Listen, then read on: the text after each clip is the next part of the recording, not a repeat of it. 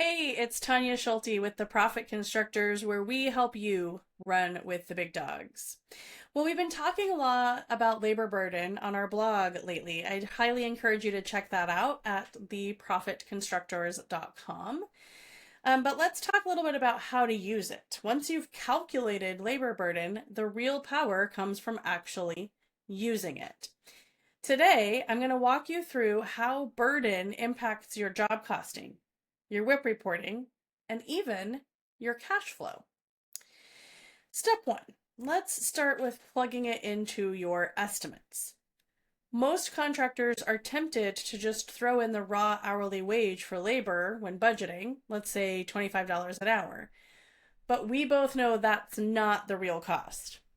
With labor burden, that $25 an hour could actually be $38 an hour once you factor in payroll taxes, workers' comp, PTO, benefits, transportation, PPE, uniforms, cell phones, and everything else. When you build that true rate into your estimate, you're not underbidding right out of the gate. You're protecting your profit from day one. Step two, let's track actuals back against the budget.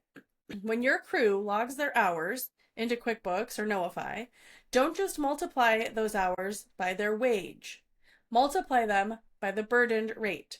That way, when you pull a job cost report, you're comparing real costs against your budget. Without burden, those reports are lying to you. They make your jobs look more profitable than they actually are.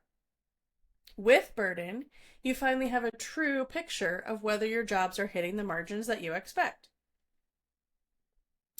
Step three, let's talk about WIP reporting, specifically what we help our clients do, which is percentage of completion work in progress. This is where your burden really shines.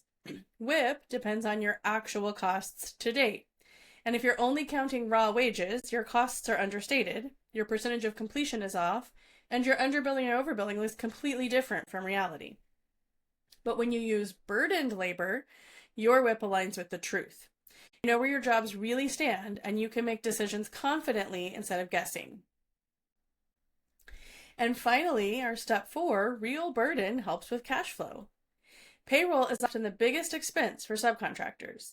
If you know every payroll hour is really costing $38 instead of $25, you can plan for that. You can set aside reserves and avoid scrambling for cash every time payroll comes due.